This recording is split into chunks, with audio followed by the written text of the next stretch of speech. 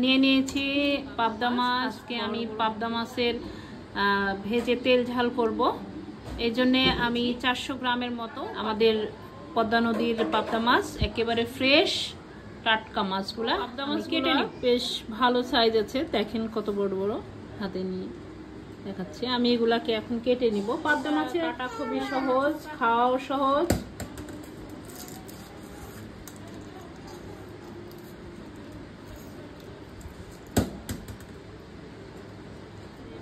ইয়া করে নিলে পাবদা মাছটাতে ডিম হয়েছে।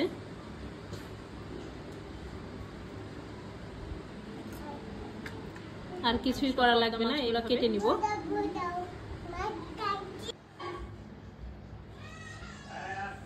মাছটা কেটে একটু দুধ দিন, খাবে তাহলে কিছু খেয়ে থাকবে।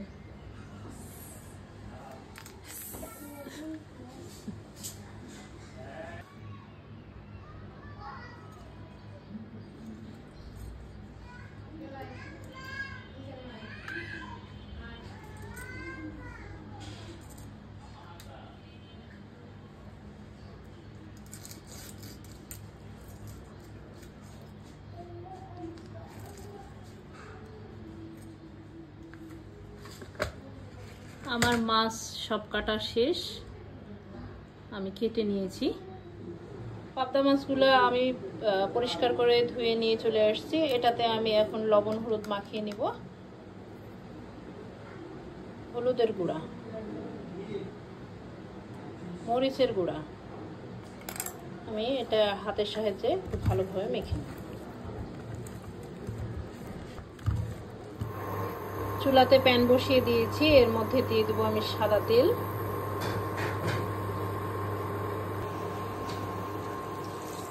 হিট হলে আমি দিয়ে দেবো মাছ, দিয়ে দিলাম পাবদা মাছ।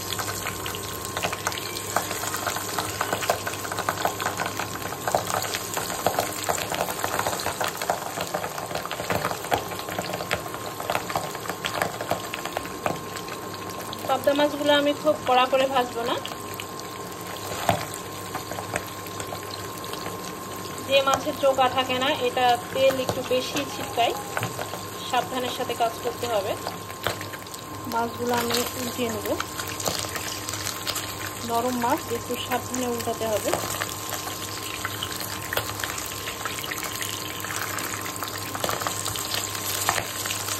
এক পাশটা আমি উল্টিয়ে নিলাম। মাছটা ভাজা আমার হয়ে গেছে, আমি এটা উঠিয়ে নেব।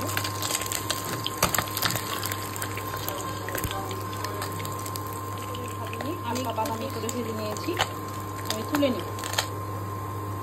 একইভাবে আমি সব মাছগুলো ভেজে নিব। আমার মাছ ভাজা হয়ে গেছে। আমি আজকে পেঁয়াজ কুচি না, পেঁয়াজ বাটা দিয়ে মাছটা রান্না করব।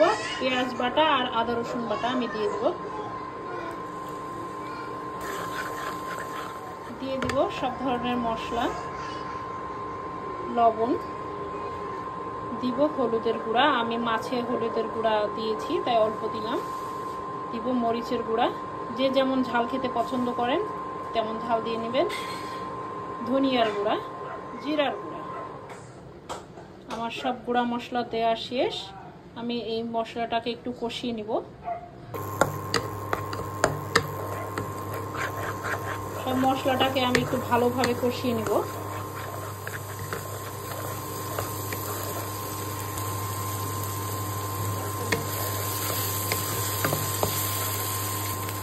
অল্প একটু পানি আমি দিয়ে দেব।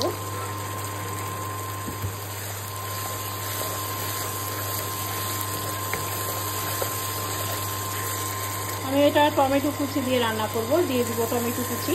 আমি এখানে 2টা টমেটো ব্যবহার করেছি, আপনারা চাইলে কম বেশি।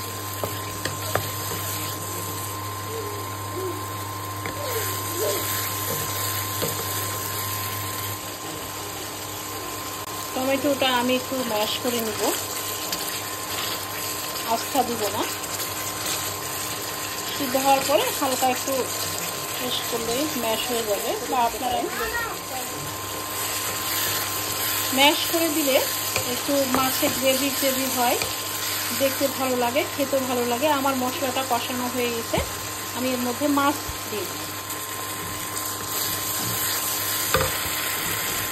দিয়ে দিব ভেজে রাখা মাছ।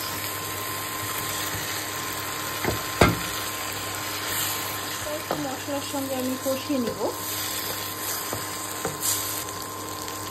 হালকা একটু মশলার সঙ্গে মাছটা কষিয়ে নিলে মাছের মধ্যে সব ধরনের মশলাটাও ভালোভাবে দিতে পারবে।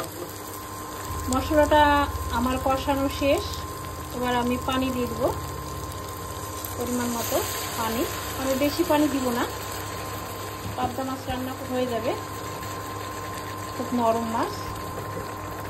পানি দিয়ে দিলাম, হালকা একটু মাছগুলোকে ছড়িয়ে দেবো।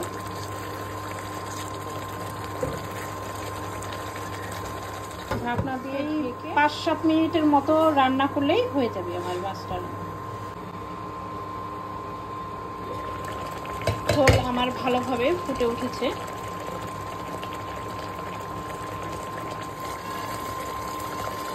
মাছটা আমার হয়ে গেছে রেডি। দেখিয়ে দিচ্ছি কতটা লোভনীয় হয়েছে খেতে। ভিডিওটি ভালো লাগলে লাইক, শেয়ার, কমেন্ট করতে ভুলবেন না। সুস্থ থাকবেন, ভালো থাকবেন। আল্লাহ হাফেজ।